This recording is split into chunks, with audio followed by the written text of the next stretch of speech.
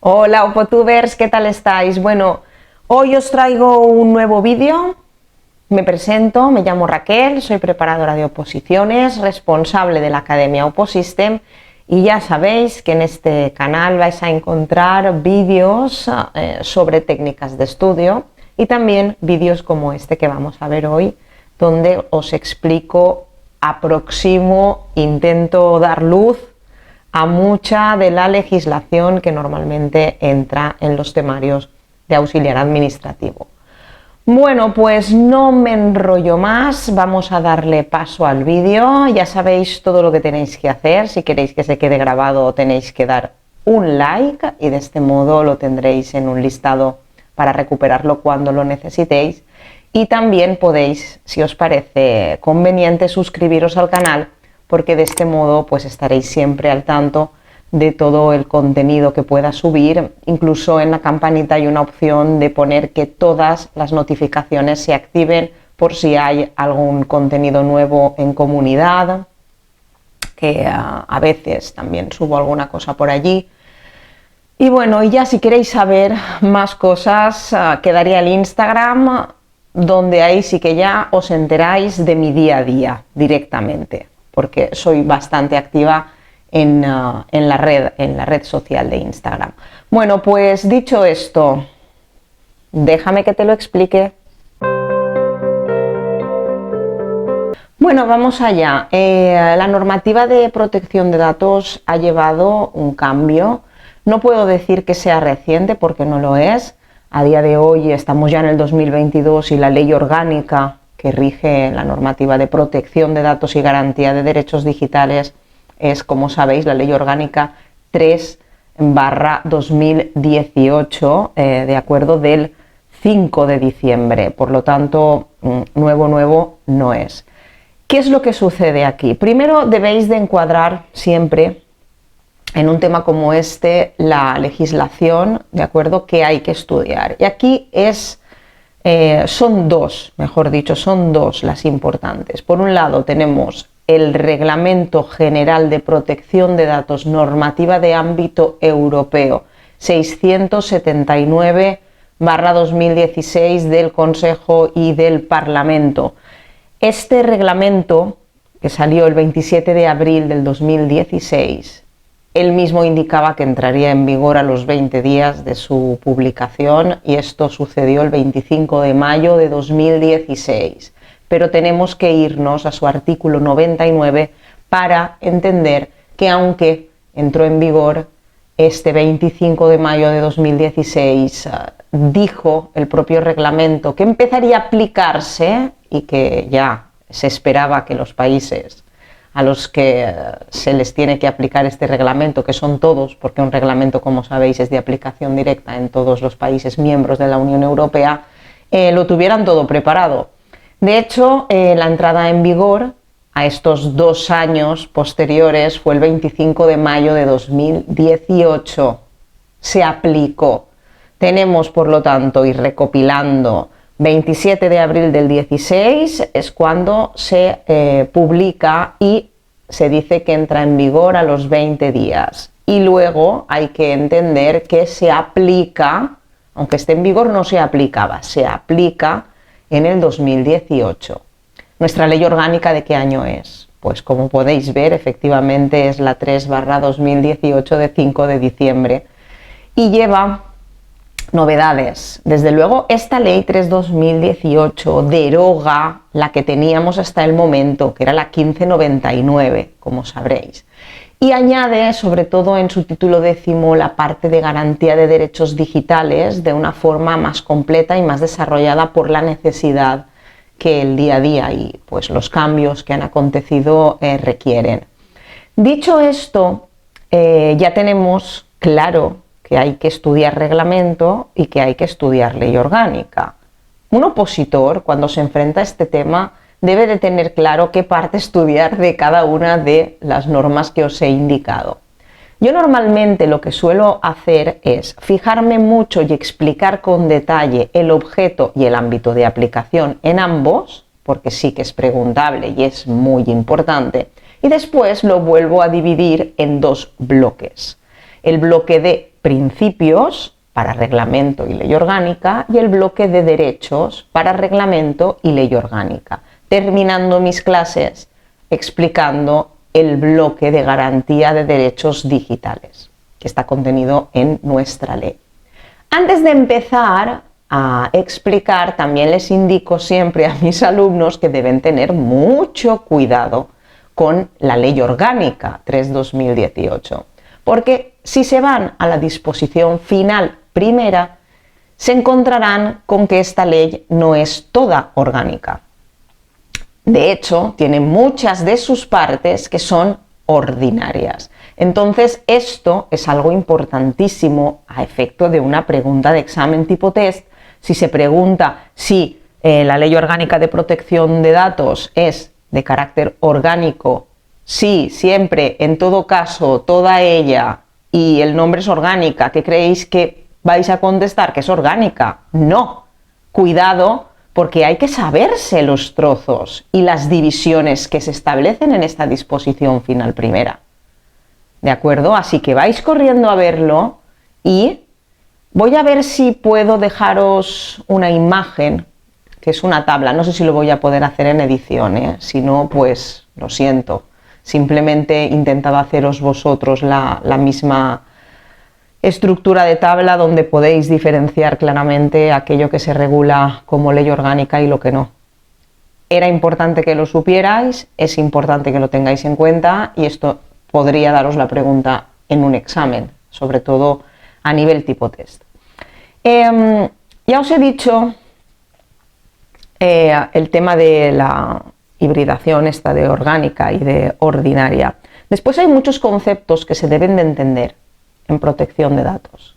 Sobre todo hay que entender las definiciones cuando habla del tratamiento automatizado o no automatizado de datos que van destinados a ser incluidos en un fichero. Por ejemplo, esta definición se comparte en ambas, en el reglamento y en la ley orgánica, y es importante. Claro, automatizado, está claro que a día de hoy prácticamente todo es automatizado. Cedemos datos diariamente desde nuestro teléfono móvil, aceptamos y prestamos algo que también en esta ley es muy importante y hay una diferencia crucial para examen, que es el consentimiento.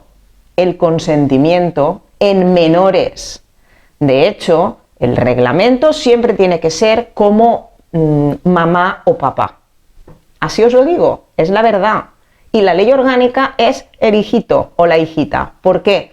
Porque el reglamento es la norma que ha provocado que nosotros tengamos esa ley orgánica. Eso para empezar. Y el reglamento marca que los menores de edad, en este caso allí 16 años, pueden ya prestar el consentimiento con las características que se indican. Sin embargo, dice el propio reglamento que los estados pueden modificar este extremo hasta el límite de 13. Aquí nosotros, en nuestra ley orgánica, son 14 los años en los que se permite que un menor, el consentimiento que presta, se considere válido. Claro, reglamento 16, pero para prestar consentimiento, esto recordadlo. Y en la ley orgánica 14. Y no contradice. Y no hay algún problema por esto, no hay problema. El propio reglamento dice que pueden hasta los 13, si se quiere, cuando se regule esto por los estados. Nosotros hemos puesto el límite de 14, pero es que esto en un tipo test es importantísimo, porque tenéis que tener claro esta diferencia entre la normativa y el por qué. Ahora, si tenemos que entender los conceptos, hay que verlos bien todos. Normalmente, cuando hablamos de categorías de datos, no todas las categorías son iguales y no todos los datos tienen la misma protección. De hecho, hay muchas categorías de datos. Tenemos datos identificativos, datos fiscales, datos que pueden incidir en nuestra esfera de antecedentes, a lo mejor en procesos penales judiciales. Tenemos también datos académicos, ¿por qué no?, de nuestras notas y nuestro historial, etcétera, en universidades, colegios, institutos, etcétera. Tenemos también otro tipo de datos, como podría ser los que afectan a nuestro estado civil. Hay más categorías, incluso, como sabéis, las importantes y que se suelen preguntar en los exámenes son las llamadas categorías especiales, donde entraría ya ideología, orientación sexual o identidad sexual, etc. Todos estos que son ya más ideologías políticas también. Bueno, son datos un poco más delicados. Digamos que la estructura de categorías especiales de datos viene muy bien tasada y muy bien explicada en la ley. Y el vídeo de hoy no es para explicaros y ponerme a leer aquí yo los artículos. Lo que quería era contaros estas cosas fundamentales que suelen salir siempre en los exámenes, como que no es totalmente orgánica o la diferencia en la edad, y algunas cosas más que os voy a ir introduciendo ahora. Más conceptos que debéis dominar. Está el responsable y el encargado. Responsable y encargado. No es la misma persona, pero podría serlo.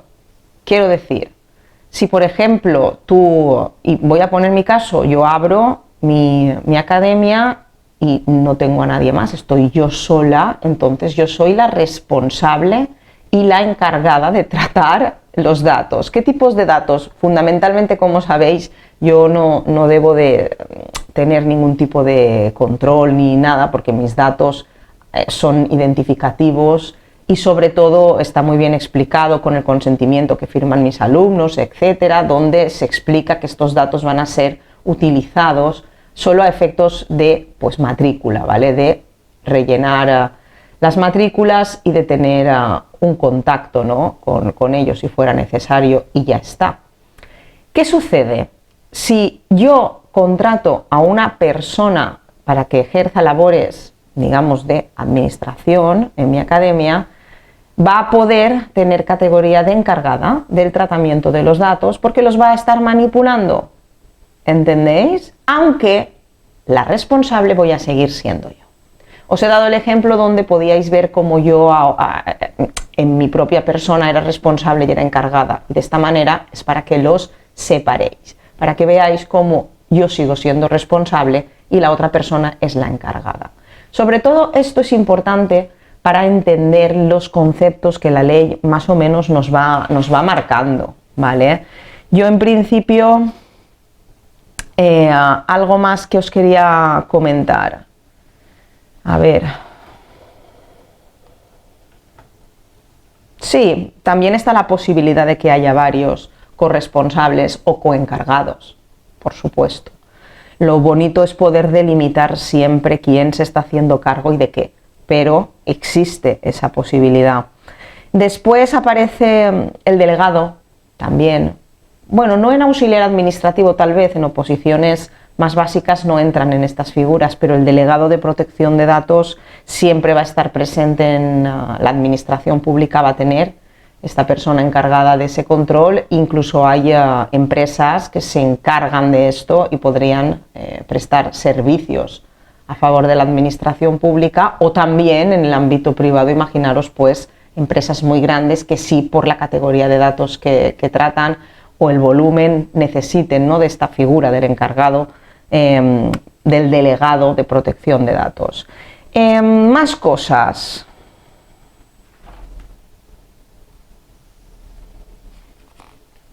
Los principios. Yo después el bloque lo tengo siempre cuando explico. Una cosa son principios y la otra son los derechos, ¿de acuerdo? Voy a intentar buscármelo aquí. Aquí los tengo, los principios relativos al tratamiento de datos personales. Artículo 5 del reglamento. Ahí es donde os tendréis que dirigir y es parte de examen importantísima memorizar. Sobre todo, se puede preguntar de dos formas, ¿de acuerdo? La primera es lo que aparece entre paréntesis. Como veis, está la licitud, está la lealtad y está la transparencia, ¿de acuerdo? Y te pueden poner licitud, lealtad, transparencia, lo que viene antes, que lo acoples, ¿no?, que lo encuentres con quien casa, o directamente simplemente preguntarte principios relativos al tratamiento de los datos y tener que saber cuáles son. Tenemos la licitud, lealtad y transparencia. Desde luego tiene que ser lícito es que se considere legal, lealtad, sabiendo para lo que van a ser usados y de forma transparente, sin ningún tipo de ocultación maliciosa. La limitación de la finalidad. El objetivo y la finalidad de la recopilación de los datos es parte imprescindible, porque finalmente hay que informar a la persona a la que se le recogen los datos para qué van a ser usados esos datos. ¿De acuerdo? Minimización, los precisos. Cuando veáis el de minimización de datos, si vais a contratar una línea de internet, telefónica, etcétera, o algún tipo de servicio, los datos que necesitan claramente son los identificativos y algún dato bancario si hay que domiciliar las cuotas, pero yo creo que preguntaros el estado civil pues no sería demasiado lógico, por ejemplo. ¿Entendéis? La minimización, que se use lo necesario simplemente, no hay que ahondar en nada más. Exactitud, ¿vale? De hecho, después hay posibilidad de rectificaciones, como veremos en los derechos, pero se intenta que efectivamente pues sean exactos. La limitación del plazo de conservación. Esto también es importante, no pueden conservarse de forma eterna los datos. Una vez que ya se ha cumplido con el uso o la finalidad de recopilación de los mismos, no tengo por qué mantenerlos hasta el fin de los días. Se suelen marcar plazos de conservación y después se tienen que eliminar. Integridad y confidencialidad, y el responsable, como veis, tiene una responsabilidad proactiva. Esto significa que tiene que hacer todo aquello que esté en sus manos para proteger activamente esos datos y que no por negligencia, desidia o imprudencia acaben donde no deben, ¿de acuerdo? Esto en cuanto a principios. Os lo he dicho del reglamento, después como veis la licitud sigue en el 6 explicando, en el 7, anotároslo porque el artículo 7 en protección de datos del reglamento y después cuando veamos las características en la ley orgánica es importantísimo. ¿Por qué? Porque las características y condiciones del consentimiento, cómo debe ser ese consentimiento, cómo debe prestarse, son muy preguntadas. Todo lo relativo a ello. Cuando el tratamiento se basa en el consentimiento del interesado, el responsable debe ser capaz de demostrar que aquel consintió el tratamiento de los datos personales. O sea, el consentimiento, una de las principales novedades que nos encontramos aquí, es lo siguiente: antes quien callaba otorgaba, ahora no. Ahora si tú callas es que no, tienes que dar un consentimiento expreso, que se vea claramente que estás consintiendo. Esa es una de las grandes novedades, cambios de rumbo y que más quebraderos de cabeza ha dado, y de hecho, como veréis, siempre se está pidiendo a nivel de internet, etcétera, el consentimiento. Estoy de acuerdo, sí, ok, pam, pum, con los cookies, las ventanas emergentes que no paran de salir. Es algo que efectivamente es así, tiene que ser un consentimiento expreso. Dice, si se da en el contexto de una declaración escrita, que también se refiere a otros asuntos, se presentará de forma que distinga claramente de los demás asuntos, de forma inteligible, de fácil acceso, utilizando un lenguaje claro y sencillo, y no será vinculante ninguna de la declaración que constituya infracción, por supuesto, del presente reglamento. Importante también que se puede retirar el consentimiento en cualquier momento. También es preguntado en los exámenes. La retirada del consentimiento no afecta a la licitud, o sea, tú lo diste en un primer momento, pues si después lo retiras, la licitud es correcta. Uno de los principios era licitud, lealtad, transparencia, la licitud sigue intacta, ¿entendéis? Más, antes de dar el consentimiento, el interesado será informado de ello y debe de resultar tan fácil retirar el consentimiento como darlo. Para evaluar si se ha dado libremente, pues vamos a tener que valorar ciertos aspectos: la ejecución de un contrato, prestar un servicio, y se supedita el consentimiento al tratamiento de datos personales que no son necesarios para la ejecución de dicho contrato, que va relacionado con lo que he comentado antes. Después habla del niño y, como veis, los Estados miembros podrán establecer por ley, esto aparece en el 8, lo que os había yo contado antes, siempre que no sea inferior a 13, nosotros 14. Luego vienen categorías especiales, ¿de acuerdo? Y ya pasaríamos a los derechos. Los derechos, acceso, rectificación, supresión y oposición son los que fundamentalmente tenemos ahora. Supresión se usaba antes el término cancelación, de ahí la palabra arco. Cuando hablábamos de derechos hablábamos de esta palabra que era como una regla mnemotécnica en la que se agrupaban las iniciales y teníamos acceso, rectificación, cancelación y oposición. Sigue valiendo a mi modo de ver, cancelación no es supresión, pero bueno, se puede entender. ¿Qué sucede con el tema de estos derechos? A ver, está todo recogido en ambos, ¿eh? Yo siempre recomiendo, y os lo digo aquí en el vídeo porque es lo que siempre explico también, los vídeos de YouTube son vídeos de YouTube, pero yo al menos os puedo orientar en el estudio, aunque no os lo pueda explicar como en una clase, pero sí que os puedo orientar y os digo, primero estudiaros bien, objeto, ámbito de aplicación, principios y derechos del reglamento. Una vez que esto lo tengáis claro, pasáis a la ley orgánica, mirando desde luego este doble carácter de ley orgánica y ley ordinaria que tiene la 318. Una vez eso está claro, empezáis igual, objeto, ámbito de aplicación, principios y derechos. ¿Por qué lo digo? Porque lo bueno es intentar sintetizar al máximo y tener comparativa entre ambas normativas, ¿de acuerdo? Esto os va a ayudar muchísimo. Sé que es una murga y es un trabajo muy duro la primera vez que se hace, pero si ya lo tenéis hecho, luego os va a facilitar muchísimo repasar este tema, porque de esta manera vais a ver enseguida dónde comparten o dónde difieren, como por ejemplo la edad de prestar el consentimiento a un menor.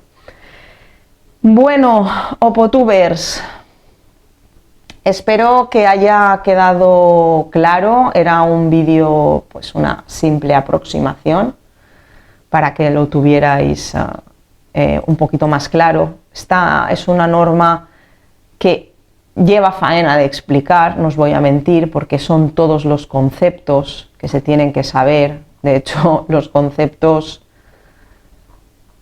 están en el reglamento, creo que también, y son muchísimos. Y después, derechos, aparece a partir del 11 de la 318, pero siempre, eso es lo que quería ver y comprobarlo antes de cerrar el vídeo. Si os dais cuenta, va a hacer referencia siempre al reglamento, siempre. 11, transparencia e información al afectado, y ¡pam!, el reglamento sale como en todos los apartados y epígrafes. Por eso os he dicho, mirad primero el reglamento.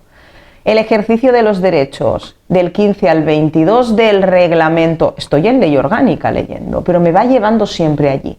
Por eso continúo diciendo, estudiaros primero el reglamento y después ir a ver y estudiar los equivalentes en la ley orgánica.